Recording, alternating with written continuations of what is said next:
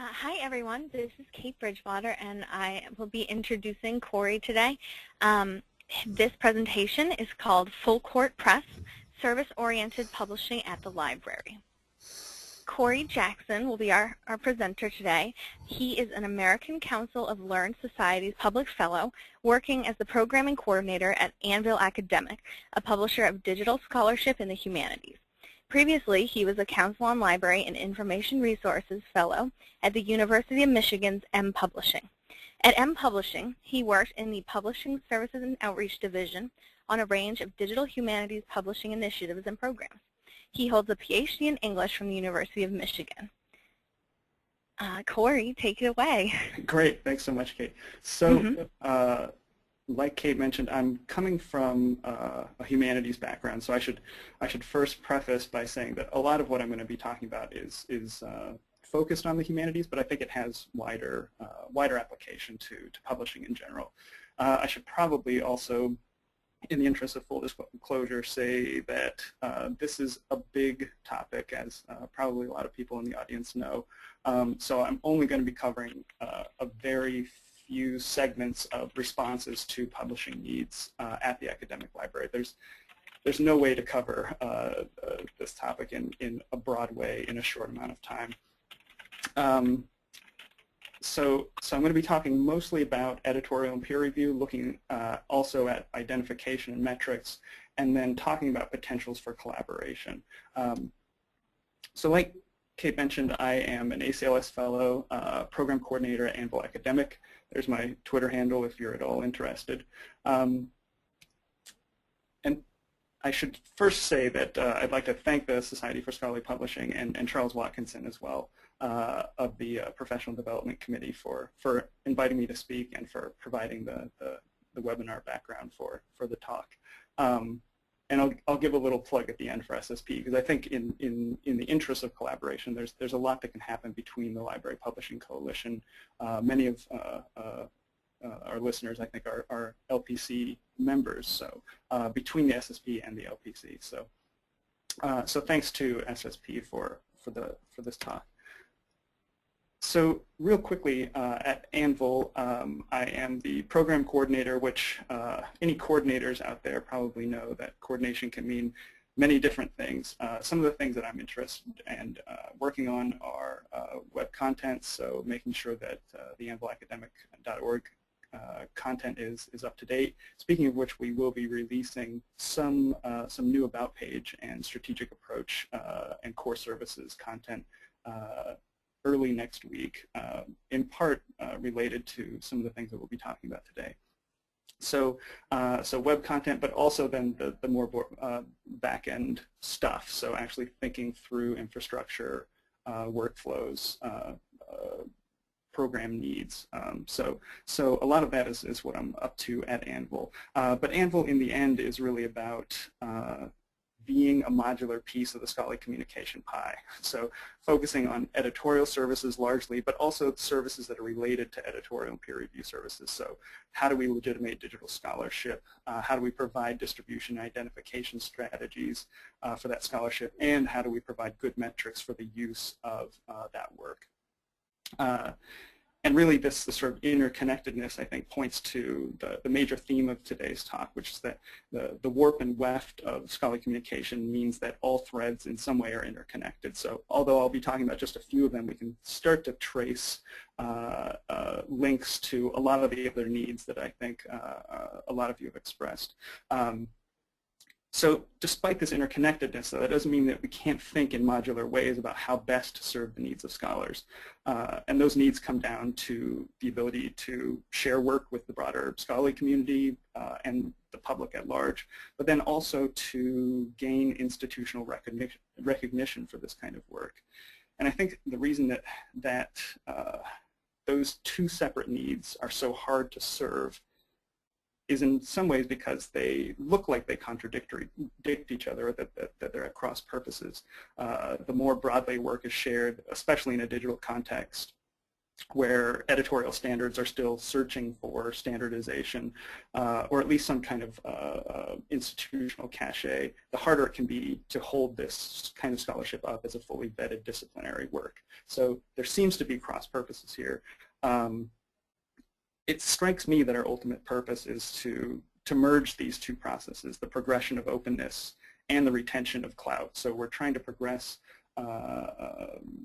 sharing, openness. The sort of mission of the library is to preserve and share, and I think publishing fits perfectly into that paradigm of trying to share work, but also at the same time retain its potential for legitimacy at the institutional level. So I'm going to be working from some print analogs throughout this talk because those analogs are the only ones that I can draw from at this point. And I think what I want to do is start suggesting that these analogs will eventually need to drop their analogy and begin autonomous existence.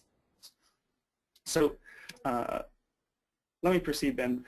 First thing I want to talk about is that this in some ways builds on the Library Publishing Services Strategies for Success project, which a lot of you are probably already aware of. And I'm going to go quickly through some of the evaluations that came out of that project. But it was a survey of ARL institutions, the Oberlin Group, and the Affinity Group institutions. So really a nice swath of different kinds of institutions. And the findings there were, I think, fairly profound, if not unexpected from some of us in the library publishing world. But from 144 respondents, from the ARL and Oberlin groups, approximately half of those, 55% of respondents, indicated having or being interested in offering library publishing services. So a slim but I think important majority.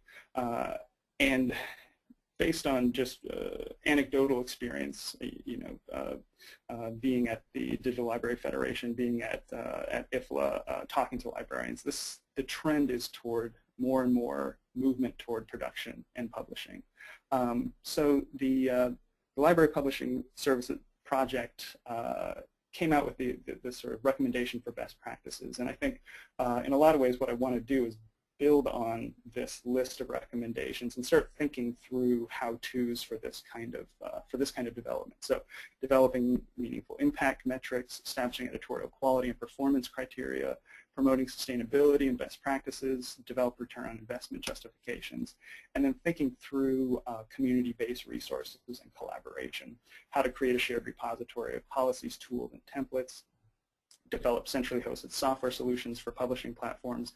Probably won't visit that as much today, but it's something to continue thinking about, and sharing service models and revenue approaches. And then finally promoting collaborations and partnerships. So that was the Library Publishing Services Strategies for Success project. Along with Lisa Spiro, I helped to sort of create an ad hoc Anvil survey. And really the point of that survey was to do some needs assessment for Anvil Academic, to begin thinking about what kinds of services we should be providing to institutions like library publishers, but also digital humanities centers, other kinds of cultural heritage centers, and of course authors themselves.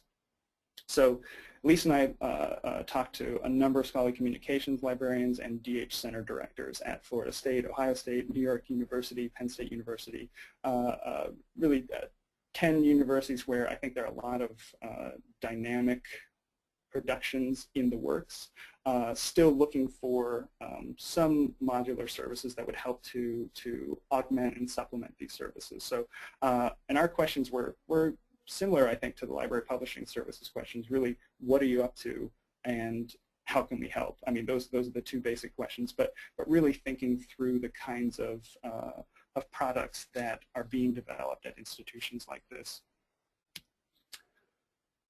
So as I mentioned, what I'm going to do today is just go over very quickly some of the library publishing activities. I know a lot of you out there are deeply involved in library publishing, so some of this will come as fairly, well, it'll be familiar territory. So I'll jog quickly through that section, and then what I really want to hit on is looking at publishing needs and some responses to those needs. I don't have all the answers. Obviously, I mean, I think this is yet another conversation sort of tending toward, looking toward collaborative answers toward these kinds of needs. But I'm hoping to touch on some potential resolutions. So, and that's going to include editorial and peer review, standards and guidelines, identification, distribution, metrics, and collaboration. A better way to think about it possibly is in an interrelated way. So how does editorial and peer review rely on aggregated standards and guidelines? How does identification, distribution produce better metrics? So thinking about these things as, again, interrelated, and especially thinking about collaboration and that sort of modular input from a number of different kinds of organizations being needed in order to fulfill the sort of scholarly mission of openness and legitimacy, especially in the digital scholarship realm. So let's talk quickly about publishing activities. I wanted to mention briefly that some of what I'm going to be talking about today, in fact, a lot of new model scholarly communication. So a conference proceedings publication is hugely important to the service mission of the library, and hugely important as a service of for campus faculty. I also want to, but the kinds of work in particular that logs to still requires the work in the standards and guidelines realm, and same thing for producing identification, cataloging, indexing strategies and means, and then also providing metrics for that stuff. And some of what I'm talking about comes out of the Scholarly Communication Institute, their 9th meeting, which reviewed new model scholarly communication, and began thinking through how, for one, the library could respond to some of the needs faced by new kinds of digital scholarship. So here's some examples of publishing activities that we talked about with some of our participants in this very ad hoc, very informal survey. Florida State University talked about hosting a number of journals, some of them on their institutional repository. And I think this was the case at a lot of the institutions we talked to, that journal hosting and journal production in some ways were practices that were fairly widely shared across institutions. Another example, Journal of Electronic Publishing at University of Michigan, where I was a postdoc last year. Again, another journal hosted and actually produced here at mPublishing. In this case, not hosted on the IR, but hosted on the library's own DLXS platform. And then, not to be too Michigan-centric, it's what I know.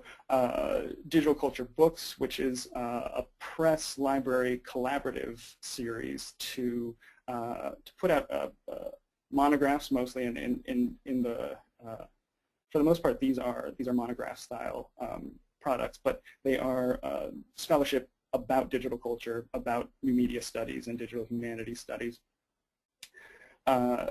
Produced, again, hosted on the DLXS platform, so available digitally, available as EPUB, and also as print-on-demand books, but not necessarily put through the same production workflows at the press as other more traditional press products. So this collaboration produced open access work with the same kinds of editorial input from the press, without the same kind of need to spin up the production machine at the press. So a little bit lighter weight in terms of production, while still maintaining the editorial clout of the press. So this is a collaborative model that I might revisit in the future part of the talk.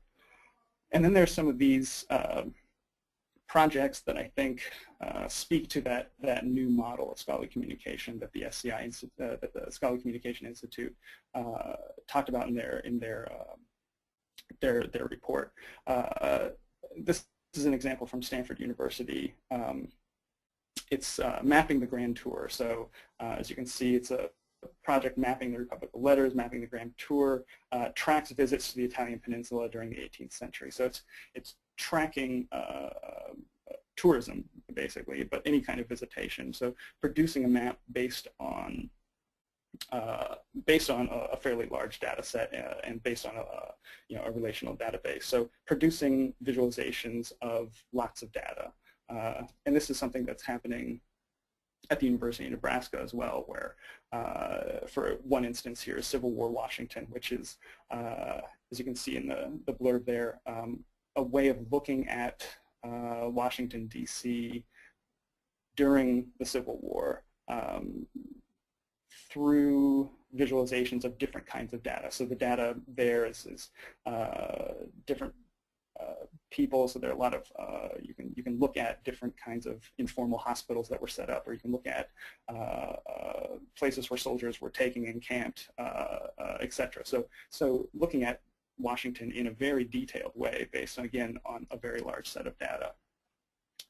And then there are other kinds of digital projects going on. Media Commons, probably a lot of you are familiar with and perhaps are participants in, is a way to, I think, address a need that came up in Lisa and my conversations with a lot of people about faculty needs to produce or looking to supplement work that they were either already working on or looking to get started as a website, as some kind of, having some kind of visual representation. I think there's a lot of this expression of need happening throughout the humanities anyway, that producing a journal article, producing a book manuscript doesn't cut it in terms of outreach. While it might cut it in terms of legitimacy and appointment, promotion, and tenure, it's not. They're not reaching the same kind of audience, and they want to reach that audience. And I think Media Commons is a really nice response to that that search for an audience that lives online. Similar, I think, is Omeka, which is less about written work and more about the exhibits. So how to actually produce exhibits that have all that embedded metadata, but that also can be customized in interesting and scalable ways. So a few of the libraries we talked to, including my own home institution here at Michigan, is looking at providing Omeka services to help faculty and others at the library and beyond put up exhibits based on mostly campus-based archives and collections. So you can see there's a broad swath, a really large chunk of activity that's happening that spans everything from the journal to the robust visualization of lots and lots of data. So how do we address the needs that are incumbent upon these kinds of projects? The first thing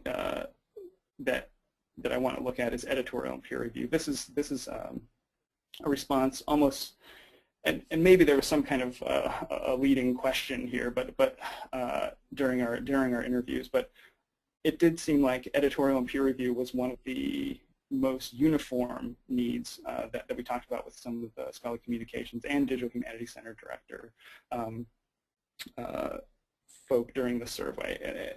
So this is something that's in real demand and something that there are a lot of different approaches to, but no one, I think, has sort of filled in that gap yet. So I want to look at a few of those. And I think one, just stepping back quickly, is one reason that editorial and peer review is maybe sort of an ever-present need in the space of the library is in part because the service mission of the library can be seen as contradictory to editorial and peer review, to some kind of acceptance and rejection policy. And something one of the respondents we talked to, this was Melanie Schlosser, OSU, talked about was thinking less about a black-white answer of acceptance and rejection and thinking more about a tiered response to different kinds of scholarship. So if a scholar is looking for material just to use in the classroom, probably we don't need to bring in an editorial and peer review service component. But if that scholar is looking for something that really could use review, vetting, and the legitimacy that comes with that kind of review and vetting, then then there might be a tier for, say, a library imprint or a library publishing series that could require this kind of review. So the first place to look is the press, and not every institution we talked to had a press at the at that institution. So this is not necessarily a wide-ranging solution, but it is one that that's possible. And similar to the Digital Culture book series, where there was that press collaboration using the editorial presence of the press to review materials at the library. Well, this is a project produced by the Center for Digital Research and Scholarship at Columbia University Libraries. It's a book, Dangerous Citizens, The Story of the Greek Left by Neni Penurgia, and I hope I'm getting the name right, which is published by Fordham University Press and then transformed into a digital project / digital book by the Cedars unit at Columbia Library. So here what they've done is it's taken a press product and produced something, a digital supplement, augment, whatever you want to call it, a digital component to this book that I think really fleshes out a lot of the argument, provides a lot of supplemental materials to the book. So, so here it's not so much about collaborating with the editorial board, say, of Fordham University, but more about taking a product that's already gone through that production process, that editorial process, and helping to produce a digital augmentation of that product. Another response outside of collaborating with the press is open review, and this is something that has been looked at fairly in depth by the Media Commons folk, and this is a joint effort by Media Commons and NYU Press, funded by the Mellon Foundation. So what they did was conducted a study of open review and its best uses and practices. And they actually presented this open review white paper in Comment Press, which I'll talk about in just a little bit. In fact, I'll talk about it right now. So Comment Press is a WordPress-based platform that allows for commenting by the public, by anybody.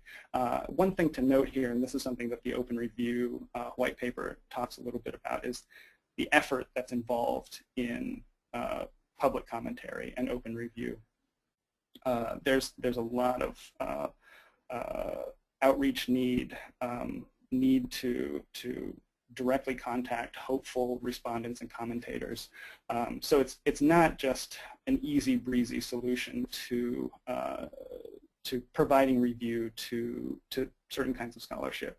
It takes a lot of effort by either the editors in this case, and the example you're looking at right now is Writing History in the Digital Age, which is a book and edited collection project edited by Jack Doherty and Kristen Noratsky, and then subsequently published by the University of Michigan Press. So this had some hybrid kind of press collaboration plus open review, where editors, specific editors from the press, were involved in creating editorial reports. Meanwhile, it was also open to public commentary. So so in each case, the book had sort of the benefit of both worlds, the sort of the little bit more closed door world of the press and its editorial board, and then the open door and window world of public commentary. But it required a lot of work on its editors' parts. So that's something to keep in mind, that open review, while I think has a lot of potential to to really open up the world of web-based writing, still takes a significant amount of organizational work. And then there's modular and shared review, which I think still resembles a lot of what happened with Writing History in the Digital Age. But this is where I think groups like the Library Publishing Coalition can really lend a hand. And that's in not just sharing editorial duties, but creating networks of editors across organizations. I mean, what this does is it helps to avoid that reinventing the editorial wheel, and it also, I think, provides a space for the production of standards and guidelines for review at the macro level. And I think, and here's my shameless plug for Anvil, is that Anvil is right now in the process of assembling this network, for being a space to assemble this network of editorial commentators and peer reviewers, specifically of digital humanities scholarship. We have a strong editorial board committed to partnering with projects like, for instance, DH Commons, which is another clearinghouse for digital humanities projects, and bringing in other kinds of collaborators. So I think with organizations like the LPC, organizations like Anvil Academic, and I think organizations like the Society for Scholarly Publishing, we have the ability to create really robust networks of editors, peer reviewers, etc.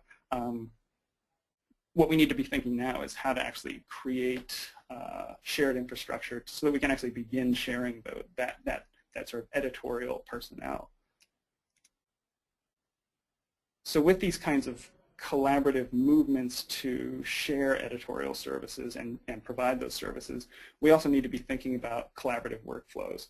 And a lot of the institutions we talked to were already using platforms like open journal systems, open conference systems, and some of them are even using Open Monograph Press. And it's something Anvil has actually looked at, is the use of Open Monograph Press. And I think while the Public Knowledge Project series of review platforms are really useful for the specific kinds of scholarship that they're pointed at, journals, conference proceedings, and monographs. In some ways, they don't match the other kinds of digital scholarship that we were talking about before. So I think there's still need to provide some kind of infrastructure for the review of those kinds of materials. So for those of you not familiar with OJS or OCS or OMP, these are really, well, they're both back-end editorial workflows and also front-end catalog and display mechanisms. So they sort of serve both purposes. And I think there actually are some analogs beginning to appear in the sort of more digital scholarship focused realm. I'll go over these really quickly. I don't want to take too much time, but Comment Press I already talked about a little bit, and I want to talk about a new permutation of Comment Press. Hypothesis is, well, their tagline is the web peer-reviewed. So the idea behind Hypothesis is the ability through this Hypothesis toolkit to actually annotate collaboratively different websites without the need to actually get permission to annotate those websites. So it's a kind of, I mean, if anyone's ever used, this is my understanding, if anyone has ever used, say, Digo's highlighting and textual annotation tool, it's a kind of more robust version of this and more shared version of this. So I think there are some potentials for Hypothesis in the actual editorial world. But it remains to be seen what those are. Hypothesis is still in beta form. I think scheduled for release in summer 2013. So sometime in the summer months, we can hope to expect a public release of Hypothesis. And then there's Editorially, which is equally in beta right now. And this is more of a collaborative writing tool that also provides for collaborative editing mechanisms. So a lot of these products, I think, are almost there. They're purpose-built for slightly different purposes than back-end editorial workflows, but they provide some answers to that need to collaboratively edit online materials. So this is the permutation of Comment Press that I wanted to talk about.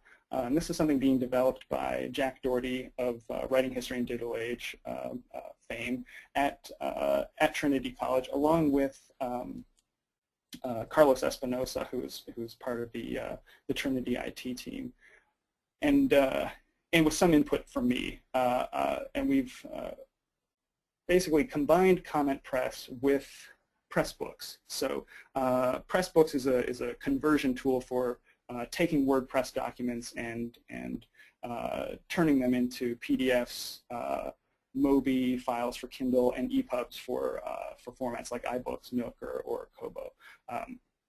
So takes WordPress text and embedded imagery and files and turns those things into PDFs, Mobis, and EPUBs. So with Comment Press plus Pressbooks, what you then have is the potential to turn, say, a comment or a textual page with commentary for your editorial backend into something that looks like a product-ready publication. So I think there's real potential here. This is brand new. Jack just got the Pressbooks instance up and running. So give him some time to develop this out. But I think there's a lot of excitement to come from this kind of editorial review that emphasizes collaboration and openness, plus production that emphasizes easy to convert text. So we also need collaborative guidelines, and I'm going to go fairly quickly through this. But the real point being that there are a lot of guidelines out there already. You have places like NINES, the Network Infrastructure for 19th Century Electronic Scholarship, who've put together another Comment Press white paper that actually lays out in really clear terms some of the guidelines for digital scholarship and how appointment, promotion, and tenure committees can review that scholarship. You also have places like Kairos, which is a Journal of Rhetoric, Technology, and Pedagogy, edited by Doug Iman and Cheryl Ball. And they put together a really nice outline of standards for what they're calling web texts. And then you have MLA, the Modern Language Association, which has also put together a series of guidelines for evaluating work in digital humanities and digital media. So they're out there. I think they just need to be made standard. So this is I think where we really can be working from the bottom up with specific vision, and I think that's the mantra that I want to emphasize, that actually creating standards in some way means creating demonstrable products. So yes, we need to have vision about what those standards and guidelines are, but one certain way to begin the kind of dialectical process of making our standards better is to produce products that demonstrate good standards. And then identification, and I think the world of DOIs, OAIs, SEO, and MARC records is one that's really familiar to librarians and to publishers to a large extent. We can create ISSNs, we can create digital object identifiers or DOIs, we can practice good SEO, but where we really need help, and I think this is where the one clear collaborative zone is for publishers and libraries is, and by publishers I'm talking mostly about the grant-funded, open access focused scholarly publishers, is in good metadata and good indexing. In other words, we really need librarians, I think, to help consult with good cataloging methods that take advantage of cataloging services that the library subscribes to, but also good metadata practices that can be extensible across services. And of course, good identification on the web and otherwise directly contributes to good metrics. And I don't want to talk too much about traditional kinds of metrics, but I do want to think about alternative impact metrics because alternative forms of scholarship deserve these kinds of metrics because they live in places that don't necessarily get crawled by traditional impact factor services. One such service is Impact Story, and an Impact Story is being produced by Heather Piwawar and Jason Preem, and it's largely focused on the STEM world, but I think has extensibility to the humanities, social sciences as well. And as you can see just from this page, the idea is to track across the web. So really what they're about is looking at things like DOIs and tracking use or site visitation, looking at downloads, looking at spaces like SlideShare, FigShare, etc., and tracking the use and the visitation rate of those places, and putting it together into a nice, easy-to-read, impactful presentation that could potentially be used at the institutional level. And I think expanding this out to disciplines like the humanities and social sciences could have really profound impact. So that brings us then to collaboration, finally. And the point of this talk really is that the recipe and the ingredients already exist for transforming scholarly communication, especially within digital scholarly communication, in profound ways. But what we need now are two things, and probably more than two things. A unified vision, or as close to a unified vision as 50+ different kinds of stakeholders can produce, and a modular, piecemeal approach to actually satisfying this vision. So one really nice anecdote that Tara McPherson has talked about. She's at University of Southern California Cinematic Arts Department, and she was talking about the analog of the film industry, so scholarly communication in the film industry, as being potentially analogous. Film has its FX units, its design firms, its film crews, stage crews, casting crews, actors, large administrative boards, et cetera, et cetera, et cetera. And these are all modular pieces that come together to produce a single film. And if we can begin to think about scholarly communication as a unified vision with modular contributors, rather than, say, thousands of separate needs trying to be met at the individual institution level, I think we stand to succeed in really crucial and profound ways, potentially touching off cultural level changes through what might have first appear as just piecemeal contributions, but I think which in the aggregate can become a real shift toward openness and genuine impact. And I'd end with a small plug for the SSP. I think one space where the Library Publishing Coalition and the Society for Scholarly Publishing can really come together to produce good and needed answers to scholarly publishing and scholarly communication is in this digital scholarship realm. I'm thinking about how to address some of these needs in even more robust ways. I mean, I've touched on potential resolutions, but these are obviously only in their beginning stages. So I think looking at LPC and SSP as a joint endeavor is something useful to do at the thought experiment level, but potentially at the practice level too. So with that, I'll say thank you, and if there are any questions, it looks like the best way to ask questions is to use the question box provided in the webinar dashboard. So thanks again, everyone. Thank you, Korey. That was really interesting. As Korey said, you can ask questions using the question box provided in your dashboard. We actually already have a couple, so I will start with a question from Charles Watkinson.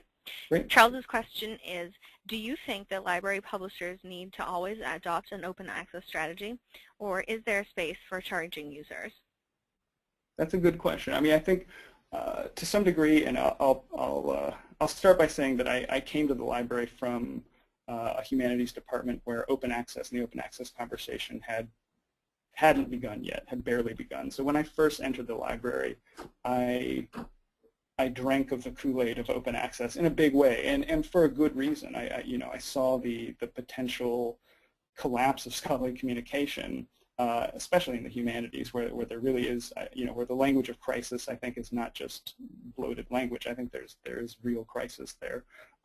So I saw open access as a kind of panacea to some degree, right? It was just the cure-all to the woes of scholarly communication. having spent more time in the nonprofit world, having spent more time at the library, I can definitely see how the need for open access is ever present, but the need for some kind of return on investment is also there. So I think open access to content is crucial. Whether we need to provide open source to platforms that we might develop to help produce content, that's another question.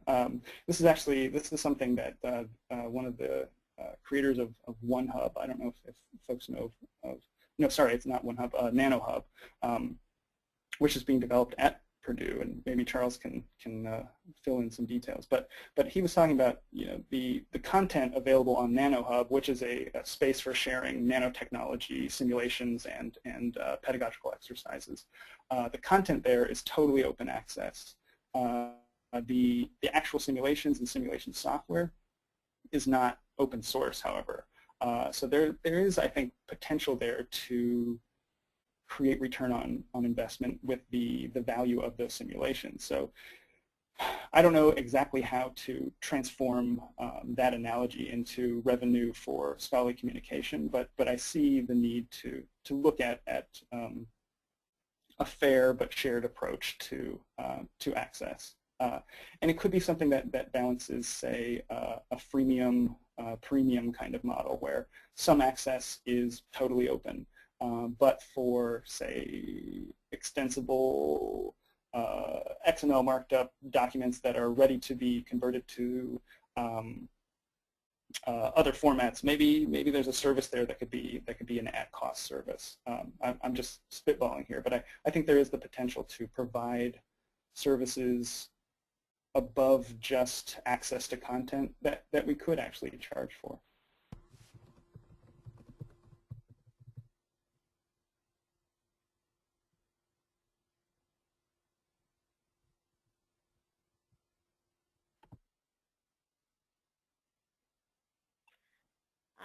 So our next question is more about your research progress, and it is, how did you and your team determine the key areas to interview libraries about?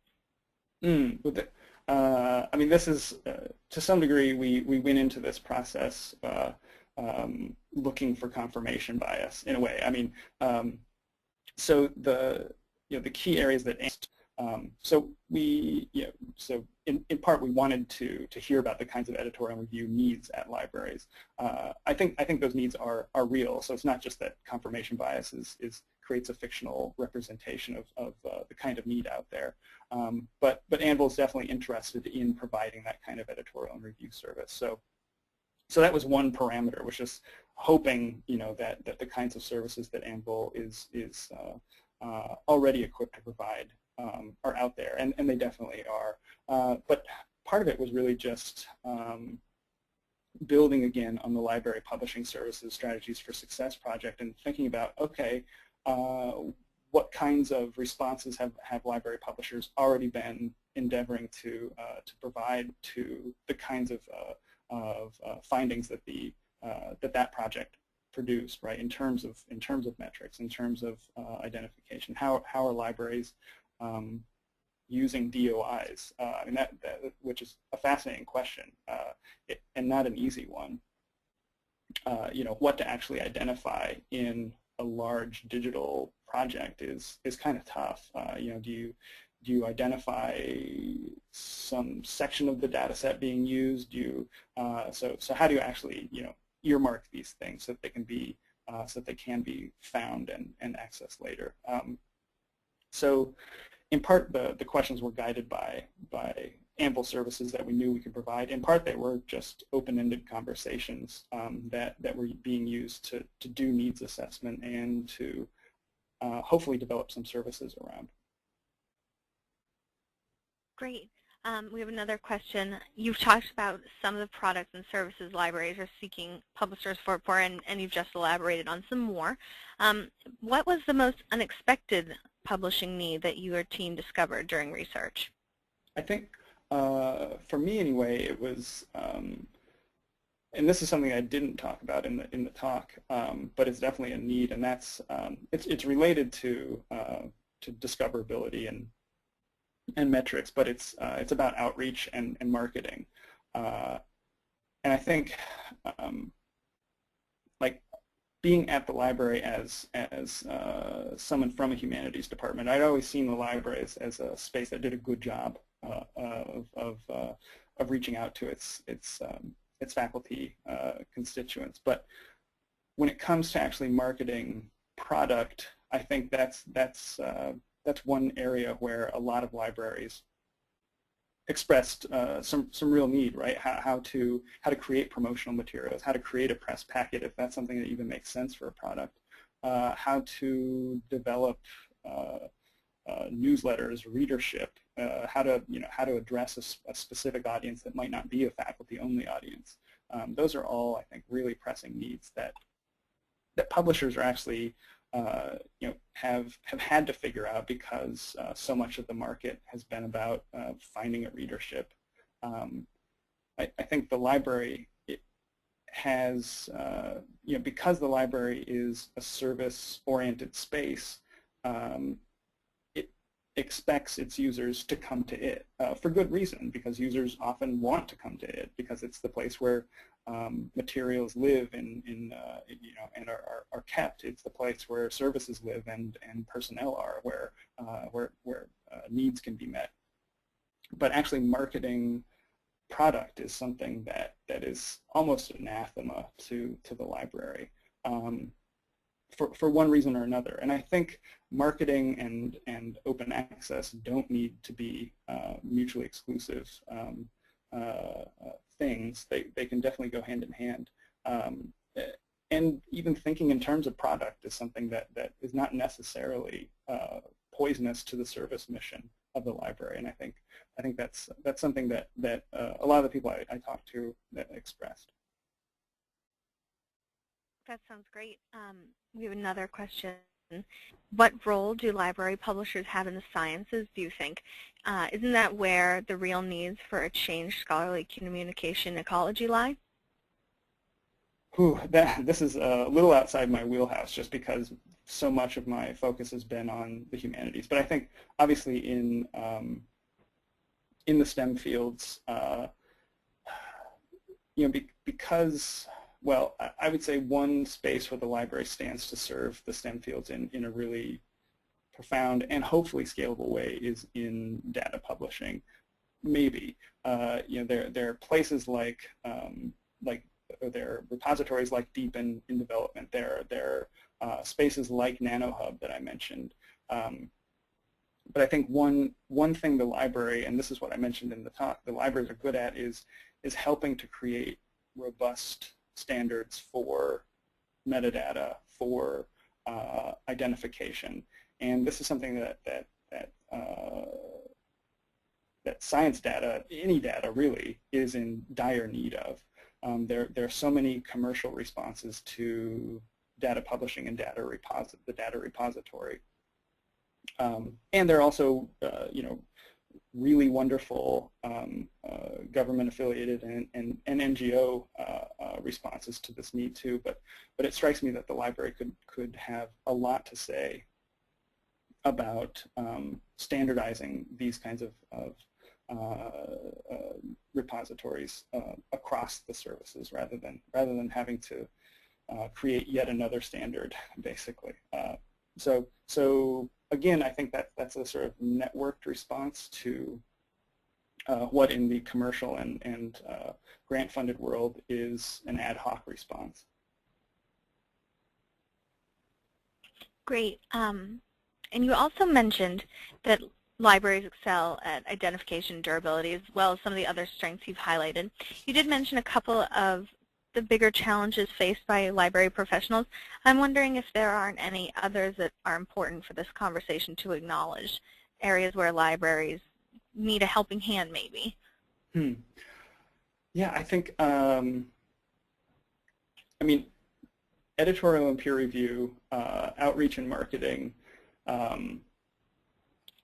those are two, at least to my to my mind, two of the most profound needs that the library is looking for from the likes of publishers, especially as they move into the publishing field. I think the challenge now is how to make it all sustainable, and this is I mean, this is another need that the Library Publishing Services project, the Strategies for Success project, was interested in, is how to make production at the library a sustainable process. And aside from the sort of shell game of moving institutional money around, I think there is profound need to look at how to actually create a market for product. I mean, I'm really hesitant to say it because I'm no economist. I don't understand markets that well, but to the extent that I do understand them, I think libraries. One challenge that libraries have is in thinking about their patrons as I hesitate to say consumers or customers, but thinking about the partners as potential cost sharers in some way, and how to actually make that happen is a tough question. I mean, I think because it runs so counter to the ethos of the library and the ethos that is what makes the library as an institution what it is. I mean, if libraries turn into revenue centers, I don't know that they remain the same institution. So I'm really hesitant to think about how to generate revenue at libraries. But I think revenue generation is something that is a challenge for another conversation, another presentation, but definitely a challenge that needs to be addressed. That's interesting. I'm wondering, since you noted that publishers really for libraries take on a role of strictly editorial, do you think that's something libraries will want publishers to continue to fill for them? Or do you think libraries, beyond revenue generation and beyond editorial, do you think libraries are interested in seeing new innovations from publishers? Or do they prefer to let that innovation come from within to meet their specific needs? That's a good question.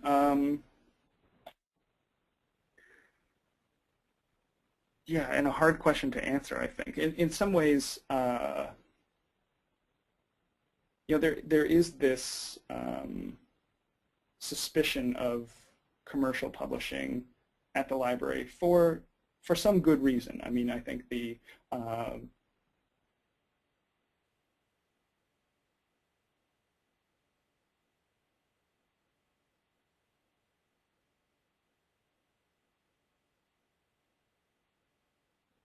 this is part of what I meant about the ways that a combined SSP Library Publishing Coalition team could actually really help to address where innovation is happening in publishing that isn't suspicious, right? That isn't, I think, part of this what looks to be just profiteering on the part of publishers, where this kind of innovation can actually be shared across those two institutions. I mean, maybe this is a Pollyanna dream to think that the world of commercial scholarly publishing and the world of open access-oriented library service-oriented publishing could combine. But I mean, obviously, what the scholarly publishing world has is some pretty profound infrastructure for creating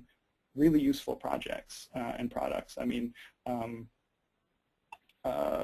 looking at, I was just looking at I don't know if I can find it right now, but there was a really nice print-on-demand product being put out by, I think it was by, it was one of the large commercial publishers, but they had a really nice interface for producing print-on-demand versions of their ebooks. They'd obviously done a lot of really involved design work, and the product looked great. And I was frankly jealous that they had such a streamlined and easy to use interface for library subscriber constituents to create PODs of their EPUBs.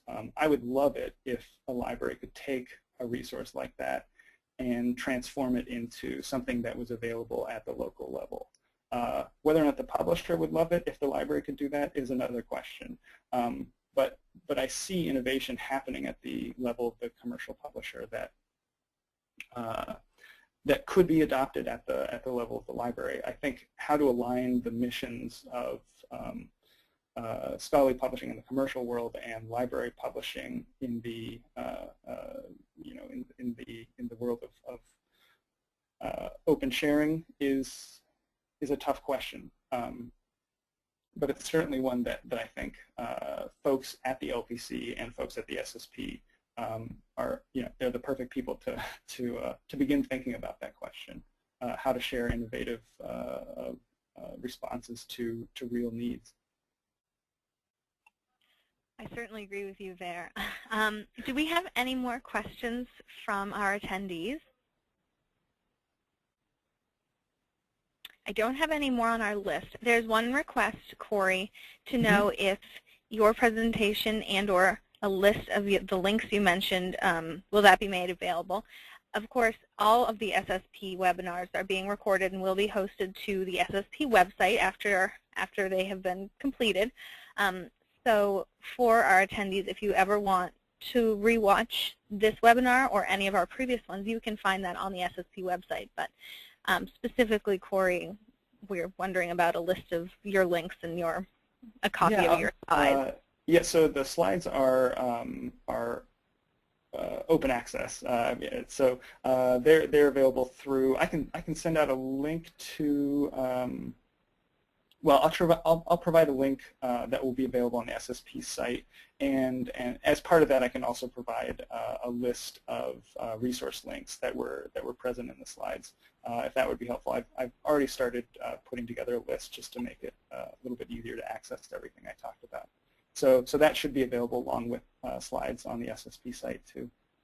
I think that'll be great. And again, this presentation and all of our SSP special webinars will be available on the SSP website. Are there any last questions for Korey? Okay, well, thank you so much, Korey. This has been very interesting, and I'm sure everyone has enjoyed it as much as I have. Great. Well, thanks to everyone. Thanks again to SSP and to the Professional Development Committee. Yeah, hope to talk to folks soon. Absolutely.